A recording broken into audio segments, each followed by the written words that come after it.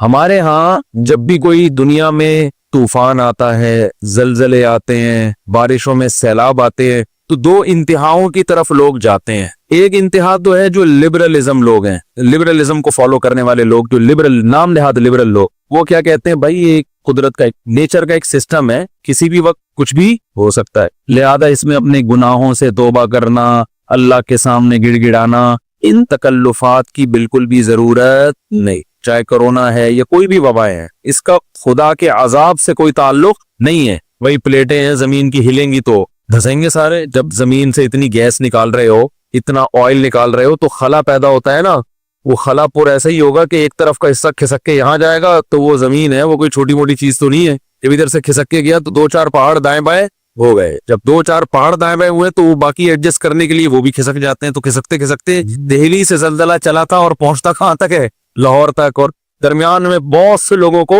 لقمہ اجل بناتا ہوا جاتا ہے۔ تو کہتے ہیں ایک تو سائنٹیفک حقیقت ہے، اس کا خدا کے عذاب سے اور ثواب سے کیا تعلق ہے؟ بھائی کیا کریں یار، پھر وہی باتیں اب سمجھانا مشکل ہو رہا ہے۔ وہ کہہ رہے ہیں سیلاب جو آتا ہے نا، یہ دریا کا پانی امڈ آیا اور گاؤں کے گاؤں پی گیا، اس کا کسی کے نیک اور برے ہونے سے کوئی تعلق نہیں ہے، نہ اس میں خدا سے توبہ استغفار کرنے کی ضرورت ہے۔ جو نام نہاد لبرل ہے وہ یہی کہتے ہیں، اس میں توبہ کی کیا ضرورت ہے؟ بھائی یہ تو گلیشیئر پگھل گیا تھا، گرمی زیادہ پڑی تھی، تو پگھل جب جائے گا تو ظاہر ہے دریا میں پانی زیادہ آئے گا، جب پانی آئے گا تو ظاہر ہے سائیڈوں میں نکلے گا، جب سائیڈوں میں نکلے گا تو وہ جو بھی سائیڈ پہ بیٹھا ہوا ہوگا اس کو بہا کے لے جائے گا۔ اس کا اس سے کیا تعلق کہ اس نے تہجد پڑھ کے بیٹھا ہوا ہے یا گناہ کر کے بیٹھا ہوا ہے؟ اس کا اس سے کیا تعلق ہے کہ وہ بدنظری کرتا تھا، سود کھاتا تھا؟ یہ مولوی لوگ تو میں خام خامے ڈراتے ہیں، دیکھو وہ گاؤں کے لوگ سود کھاتے تھے، عذاب آیا اور سیلاب پانی بہا کے لے گیا، اس کا اس سے کیا تعلق ہے؟ اس لیے توبہ ووبہ کرنے کی ضرورت نہیں ہے۔ یہ بھی ایک انتہا ہے۔ دوسری انتہا جو بعض مذہبی لوگ کرتے ہیں، وہ انتہا یہ ہے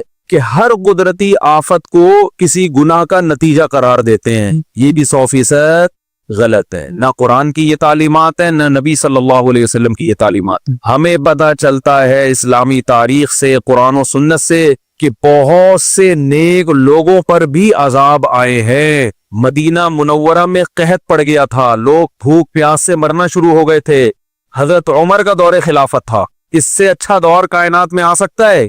قحط پڑا ہے، طاعون کی بیماری پھیلی، 25,000 صحابہ اور تابعین لقمہ اجل بن گئے، جو اس وقت دنیا کے بہترین لوگ تھے، مگر وبا پھیلی ہے اور ہزاروں لوگوں کو اس نے لپیٹ لیا، جن میں زیادہ تر صحابہ اور تابعین تھے۔ نہیں آ رہی بات میرا؟ تو یہ کہنا کہ وہاں زلزلہ جو آیا تھا تو اصل میں وہاں اس قسم کے لوگ رہتے تھے اس لیے آیا تھا، تو کوئی بھی جب قدرتی آفت آتی ہے اللہ کی طرف سے، اس کو لازمی کسی گناہ کا نتیجہ قرار دینا، یہ بھی قرآن و سنت کی تعلیم کے خلاف ہے۔ آفتیں نیک لوگوں پر بھی آتی ہیں اور برے لوگوں پر بھی آتی ہیں۔ ہم قرآن و سنت میں جب غور کرتے ہیں نا، تو ہمیں دو قسم کی آفتیں ملتی ہیں، اس زمین پہ ہوتی ہیں دو قسم کی۔ ایک آفت تو وہ قرآن نے بیان کی ہے جس میں واقعتاً 100% گناہ کا دخل ہوتا ہے، اور وہ اس عذاب کی کوئی سائنٹیفک لاجک نہیں ہوتی، وہ قدرت نے اپنی طرف سے کام کیا ہوتا ہے جس کا کوئی بظاہر سبب موجود نہیں ہوتا۔ ایسی آفتیں بھی آئی ہیں، جیسے قوم عاد اور قوم سمود پر جو عذاب آیا، قرآن کے ظاہر سے پتہ یہ چلتا ہے کہ اس عذاب کی کوئی ریزن، یعنی کوئی ریزن کا مطلب کوئی سائنٹیفک لاجک نہیں تھی اس کی۔ جب اس قوم کی نافرمانی حد سے بڑی ہے، اللہ کو غضب آیا، اللہ نے آسمان سے بادل بھیجے، قوم کہنے لگی ھذا عارض ممطرنا، یہ تو گہرے بادل ہیں، ہمیشہ سے آتے ہیں، بارشیں برسیں گی۔ ان کے پیغمبر نے کہا بل ھو ما استعجلتم بہ، اس سے بارش نہیں برسے گی، اس دفعہ اس بادل سے کیا برسے گا؟ پتھر برسیں گے۔ اللہ ہم سب کو بنا میں رکھے۔ اور ایسے پتھر برسیں گے تدمر کل شیء بامر ربها، ہر چیز کو اللہ کے حکم سے یہ پتھر توڑ ڈالیں گے۔ اور ایسی ہوائیں اللہ نے بھیجی کہ 7 دن 8 راتیں، سخرہا علیہم 7 لیال و 8 ایام، 7 راتیں اور 8 دن ایسی ہوا چلے گی کہ جو تمہیں اٹھا کے پٹخ دے گی۔ اور اللہ فرماتے ہیں کہ انہم اعجاز نخل خاویہ، جیسے کھجوروں کے درخت الٹے پڑے ہوئے ہوتے ہیں نا، ایک ہفتہ طوفان میں جب تھما، ایک ہفتے کے بعد تو وہ لوگ ایسے پٹخے ہوئے پڑے ہوئے تھے، مرے ہوئے، جیسے کھجور کے تنے پڑے ہوئے ہوتے ہیں، لمبے قد کے لوگ تھے۔ نوح علیہ السلام کی قوم پر جو عذاب آیا، عذاب کے کوئی آثار نہیں تھے. ان کے جو محکمہ موسمیات اس دور کے تھے وہ جو آثار دیکھ کے بتاتے تھے, ظاہر ہے تو ہر دور میں کچھ لوگ علامتیں دیکھ کے بتاتے ہیں نا, تو وہ کہہ رہے تھے کہ کوئی بارش کی رپورٹ, بولتے کیوں نہیں بھائی, نہیں ہے. تبھی وہ حضرت نوح علیہ السلام کا مذاق اڑاتے تھے. حضرت نوح علیہ السلام جب کشتی تیار کر رہے تھے اللہ کے حکم سے, تو قرآن کہتا ہے کلما مر علیہ ملأ من قومہ سخروا منہ, جب بھی لوگ گزرتے مذاق اڑاتے. اس لیے کہ اس دور کے جو ماہرین تھے جو بھی موسم کو دیکھ کے اندازہ لگاتے تھے کہ بھئی نہ یہ ایسا مہینہ ہے کہ جس میں بارشیں ہوتی ہیں, نہ دور دور تک ہمیں بارش کے کوئی آثار نظر آ رہے ہیں, تو اچانک اتنی بارش کہ آپ کشتی میں تیرنا شروع کرتے ہیں, ایسی بارش تو ہم نے کبھی زندگی میں دیکھی نہیں ہے. تو وہ فل مذاق اڑا رہے تھے ان کا. سخروا منہ, قرآن کہتا ہے ہمیشہ جب بھی گزرتے مذاق اڑاتے کہ معاذ اللہ ان بے وقوفوں کو دیکھو کہ نہ بارش کا سیزن ہے, نہ بارش کے دور دور کوئی آثار ہے, اور اگر بالفرض بارش غیر متوقع ہو بھی گئی تو اتنی بارش تو ہم نے زندگی میں کبھی نہیں دیکھی کہ آپ اس میں باقاعدہ کشتیاں بنا کے پہلے سے بیٹھنے کا انتظام کرو. یہ تو حماقت ہے. لیکن نوح علیہ السلام کیا کہتے تھے, اور ان کے ایمان والے کہتے تھے ان تسخروا منا فإنا نسخر منکم, ان قریب جیسے تم ہمارا مذاق اڑا رہے ہو نا, ہم تمہارا مذاق اڑائیں گے. کیوں مذاق؟ اس بات کا کہ جو خدا اسباب کے ذریعے بارشیں پیدا کر سکتا ہے وہ کسی قوم کو عذاب دینے کے لیے بغیر سبب کے بھی عذاب میں مبتلا کر سکتا ہے. جس کی یہ طاقت اور قدرت تم نے دیکھی ہے, جو سمندروں سے پانی اڑا کے آسمان پہ لے جا کے برسا سکتا ہے. اس میں ایک سائیکل چل رہا ہے تو وہ سائیکل کا محتاج نہیں ہے, وہ ویسے بھی اٹھا کے برسا سکتا ہے. جس نے آدم اور حوا کو بغیر باپ اور ماں کے پیدا کر دیا, تو اب آپ یہ دیکھو کہ بغیر ماں باپ کے بچہ پیدا ہو ہی نہیں سکتا, تو آپ کہو کہ بھئی اب ناممکن ہے. تو اللہ کے لیے ناممکن تھوڑی ہے. اللہ نے تو آدم اور حوا کو بغیر باپ اور بغیر ماں کے پیدا کر کے دکھایا اللہ نے, تو اس اللہ کے لیے تھوڑی مشکل ہے. تو مذاق تو ہم تمہارا اڑائیں گے کہ تمہیں اس خدا کی باتوں پہ یقین نہیں آ رہا. تو یہ وہ عذاب تھا جو اس دور کے سائنسدان, کیا اس دور کے سائنسدان بھی اس کی لاجک تلاش نہیں کر سکتے. دنیا میں ایسے بہت دفعہ ہوا ہے.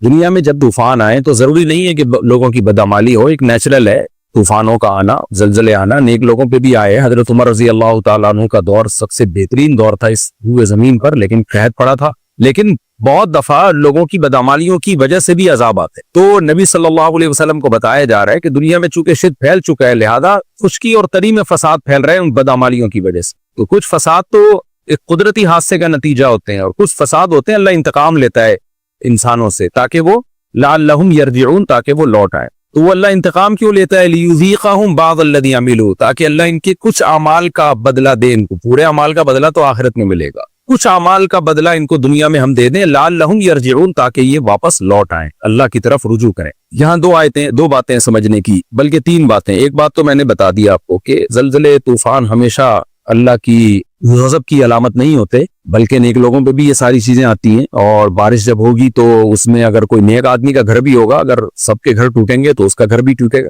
لیکن اتنی بات ضرور ہے کہ اللہ نے یہ حادثات دنیا میں رکھے کیوں ہیں؟ تاکہ لعلہم یرجعون, انسانوں کی عقل ٹھکانے رہے. یہ دنیا دل لگانے کی جگہ نہیں. ابھی دیکھیں کورونا آیا تھا, اس نے کروڑوں لوگوں کی جان لے لی, موت کے گھاٹ اتار دی. تو ان سب چیزوں کا فائدہ یہ ہوتا ہے کہ انسان چاہے کافر ہی کیوں نہ ہو, اس کو دنیا کی بے ثباتی کا یقین ہوتا ہے. کیونکہ جب آپ کو دنیا میں سب کچھ مل جائے نا تو پھر انسان اللہ کو بھول جاتا ہے. تو اللہ تعالیٰ یہ دنیا میں حادثات دکھاتے رہتے ہیں. قدرتی حادثے بھی در حقیقت ہے تو وہ قدرتی, لیکن وہ بھی تو اللہ نے اس لیے رکھے ہیں نا تاکہ لوگوں کو یقین آئے بھائی یہ دنیا رہنے کی جگہ نہیں ہے, کسی بھی وقت کچھ بھی ہو سکتا ہے. دل نہ لگائیں اور اللہ کی طرف لوٹیں. ایک بات تو یہ ہو گئی. دوسری بات یہ کہ بعض دفعہ یہ حادثے آتے ہی انسانوں کی بدعمالیوں کی وجہ سے. اب جو ملحد اور کافر لوگ ہیں وہ یہ بات نہیں مانتے, لیکن ہم قرآن کو مانتے ہیں. تو اللہ کہہ رہا ہے کہ بعض دفعہ آتے ہی تمہاری بدعمالیوں کی وجہ سے ہیں. تو وہ الگ بات ہے کہ اس کا اللہ کوئی سبب پیدا کر دیتا ہے. یعنی جب زلزلہ آئے گا تو ظاہر ہے کچھ زمین سے پلیٹیں بھی اللہ ہلائے گا نا. اب اس میں یہ کہنا کہ یہ عذاب کی وجہ سے نہیں ہے تو پلیٹیں ہل گئی ہیں, تو وہ ہلائی کس نے؟ اس کا بھی تو سبب اللہ نے پیدا کیا ہے. تو کوئی بھی سبب ہو سکتا ہے اس کا, تو وہ بھی عقل مندوں کے لیے اللہ کی طرف رجوع کرنے کا یہ چیز بھی ذریعہ بنتی ہے. لعلہم یرجعون, تاکہ لوگ اللہ کی طرف لوٹیں. تو خوش قسمت لوگ لوٹ جاتے ہیں, بدقسمت لوگ انہی باتوں میں لگے رہتے ہیں کہ نیچرل ہے اور ہمیں کیا ضرورت, اور بالآخر دنیا سے ایک دن چلے جاتے ہیں اور پھر ان کو اپنی بدعمالیوں کا حساب پورا آخرت میں دینا پڑے گا. تیسری بات یہ کہ یہ جو بدعمالیاں ہے نا, نبی صلی اللہ علیہ وسلم کی صحیح حدیث سے ثابت ہے کہ بدعمالیوں کے سبب میں جب دنیا میں عذاب آتا ہے تو نیک لوگ بھی اس عذاب میں پستے ہیں, لیکن آخرت میں اللہ ان نیک لوگوں کو الگ کر دے گا, کیونکہ دنیا دار الاسباب ہے. اس میں ایسا نہیں ہوتا کہ جی زلزلہ آ رہا ہے برائیوں کی وجہ سے تو نیک آدمی پہ کو اثر نہیں کر رہا اور بروں کو اثر کر رہا ہے، نہ صحیح بخاری صحیح مسلم کی حدیثوں سے یہ بات ثابت ہے کہ دنیا میں جب عذاب آتا ہے، جیسے نبی حضرت عائشہ نے فرمایا کہ یا رسول اللہ یہ طاعون کیا ہے، آپ نے فرمایا اللہ کا عذاب ہے، جس قوم پہ چاہتا ہے اللہ مسلط کرتا ہے، لیکن یہی عذاب نیک لوگوں کے لیے رحمت بن جاتا ہے کیونکہ نیک لوگ بھی اس میں ہلاک ہوتے ہیں۔